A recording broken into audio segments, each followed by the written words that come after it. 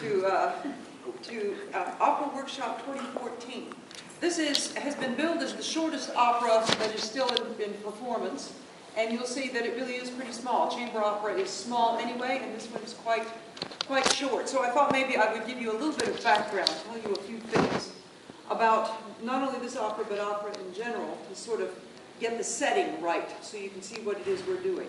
This has been a real Camerata weekend, as a matter of fact. Camerata performance last night is named after a group that really had met together in order to study many kinds of different ideas that were going around and invented opera. And so opera has a real good reason to be associated with the sorts of avant-garde things that were going on last night. It's very experimental. They were an experimental group, and last night was experimental, and this opera was actually written in an experimental session as well. It was written for the Spoleto Festival in Italy. Now, Spoleto is an interesting town. It has had a very lively music scene for about 500 years at least, and maybe even before that, because the place where the theater is now, the Spoleto Theater, in the town there, is built on a 15th century monastery that was itself built on the foundation of a Roman theater from ancient Roman times. So it's been a long time. That has been really a very happening scene for lively music. It was used by the church for carnival. The first theater that was there, they had carnival season. So they would have big celebrations, lots of theatrical kinds of things. And then when opera was invented in Venice in the 17th century, then they also did opera there. In fact, when they started up an experimental thing in the 20th century there in Spoleto, they called it Teatro Lirico Sperimentale, which means the experimental theater for singers. And it was set up for singing. So an opera experimental theater, how appropriate then to have that paired with Camerata on this weekend. Menotti was one of the composers who really was instrumental in getting that experimental theater going in Spoleto. And he built it as a festival of two worlds. Now, we are studying non-Western music, and so we think of different worlds as being someplace from other than the Western tradition. But that wasn't what Menotti was really thinking. He was thinking of Italy and the United States. And so he started in 1947, the theater in Italy. And this piece that we're going to be doing was actually written for the Italian theater, although it's written in English. And then it wasn't until 1958 that, 1977, that we have the Spoleto Festival Theater that is in South Carolina, Charleston, South Carolina. And so the two worlds are finally done in the 70s, 1977. Spoleto, very experimental. It has not only drama, it has music drama, it has chamber music, it has symphonies, it has ballet, it has film, it has art exhibits. It's quite an arts extravaganza, so it's not just this. Now let me tell you a little bit about the composers of this, because this is supposed to be something that is experimental. The music is written by Samuel Barber. Samuel Barber wrote his first opera when he was 10. When he was 10 years old. We think of Mozart as being incredible. Well, there's some other people who are incredible too. And the libretto, the text for Samuel Barber's first opera, was written by their Irish cook. So the cook decided she'd have some more than Samuel Barber at 10 said, oh, it's pretty good, I'll put this to music, and that was his first opera. Well, Menotti was likely a much better librettist, but he at least got started working with people that he knew. His aunt and his uncle were very musical, and so he studied with them. Barber studied with the aunt and uncle. They were professional musicians. The Homers, so he studied with them. He went to Curtis Institute. He was one of the first students to do that. Curtis Institute is something that is in Philadelphia, and it is a conservatory, a training academy that is very prestigious in this country. It is perhaps the best place to study performance for voice in our country. And it was started in Philadelphia, and it was started, and it still continues to be. If you are good enough to get into Curtis, you don't have to pay any tuition. You know, it's amazing. It's really a very, very fine place. Menotti, Barber got in there when he was 14. He didn't start college when he was 14. He started studying in the academy and then went all the way through. He spent 10 years there. But Menotti in Italy got into the Milan Conservatory when he was 13. You know, he also composed opera very early. And when he was a little bit later, when they were both about 18, Menotti came to Curtis to study, and they became great friends. First, great classmates, great friends, and then they were partners for most of their life until Barber became very ill. Both Barber and Menotti knew all about avant-garde techniques. They knew everything that was going on. They were studying at Curtis. They knew everything of the 20th century. They were quite at home with all of the dissonances and everything that the composers were doing, and all kinds of daring sound combinations. But they were much more concerned about reaching an audience. They were both more concerned about reaching an audience than they were to do something interesting in a technical way. Barber was quite happy to use even serialism, but only if the technique didn't compromise his musical principles. Now, Barber's musical principles were tonality and lyrical expression. In other words, it's got to grab the audience. This is singing music. Menotti agreed with him. Menotti agreed. Singing music is supposed to grab the audience immediately.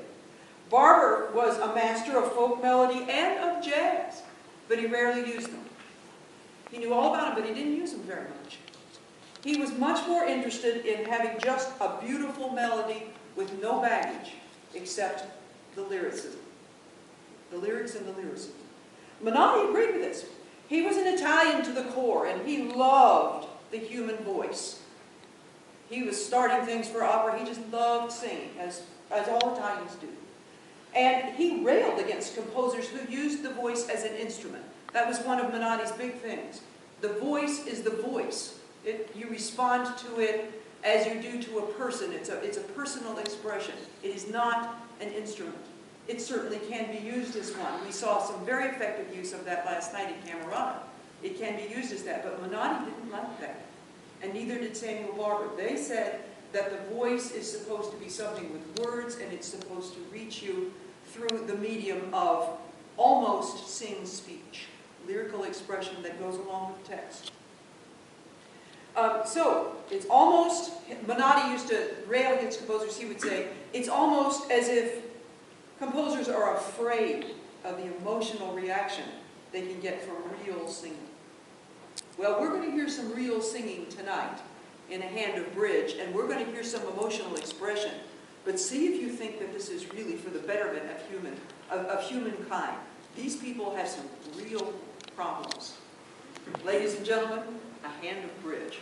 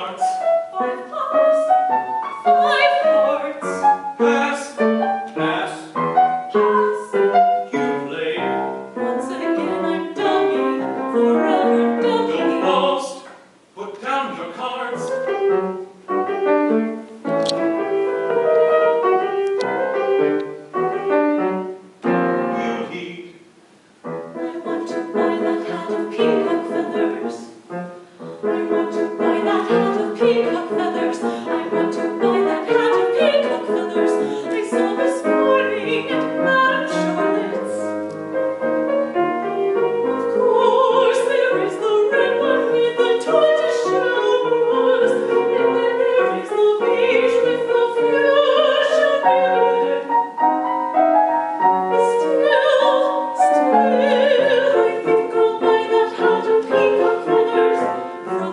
table, darling.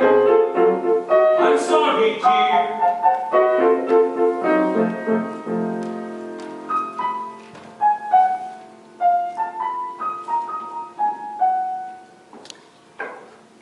I wonder what she meant by always being dummy.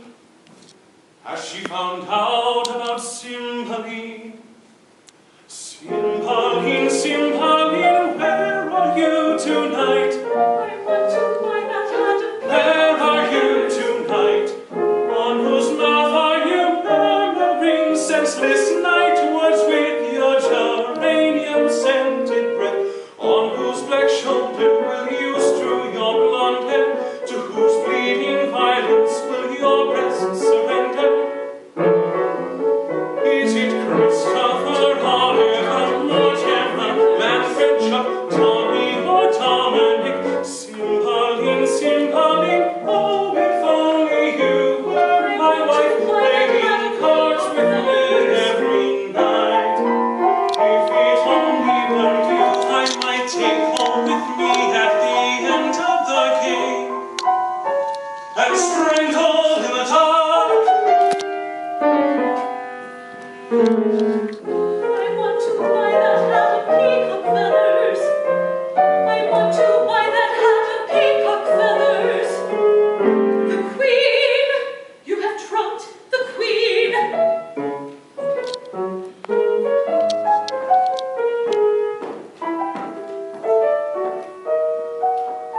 What is he thinking of that he plays so distractedly? Surely not of his wife, the long discarded queen. Surely not of me, whose foot he no longer seeks under the card table.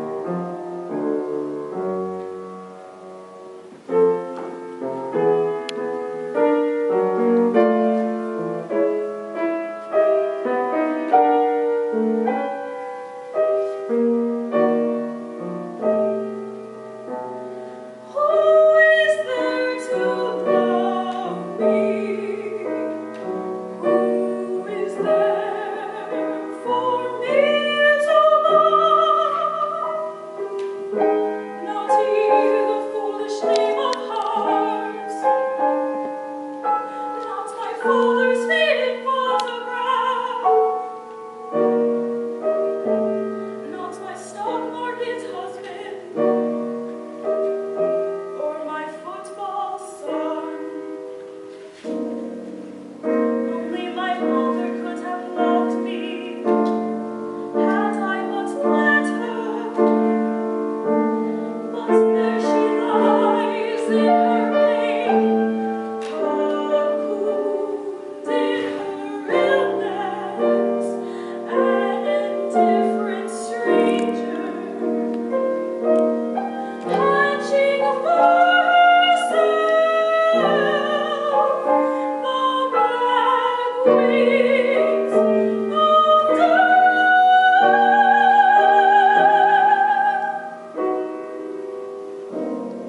Do not die, mother, do not die yet. Let me see your bleeding eyes once more. Now that at last I am learning to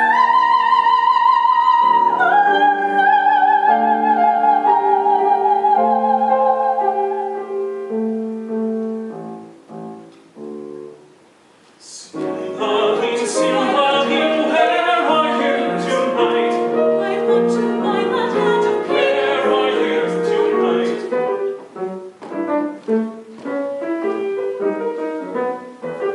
Ace of hearts. Knight of spades, Intrigue. out of trouble. The king of diamonds came in. The hand is yours. Okay.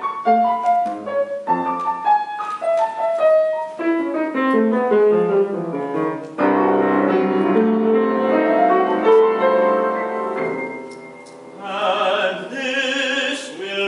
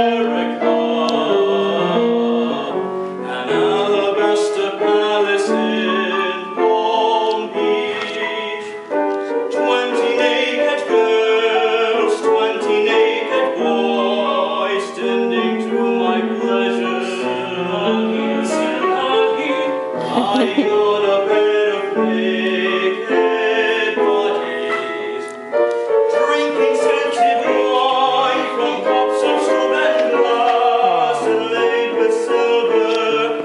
Every day another version of every number version, like in that book of Havelock Ellis. I keep hidden in the library behind the who's who to whip a lovely Nubian slave for fun. Or better still, Mr. Pritchett, the bastard. Everyone afraid of me, like Tamerlane or Genghis Khan. Do not sigh. But no, it could not be like that. If I were rich as Morgan, I'd still play bridge each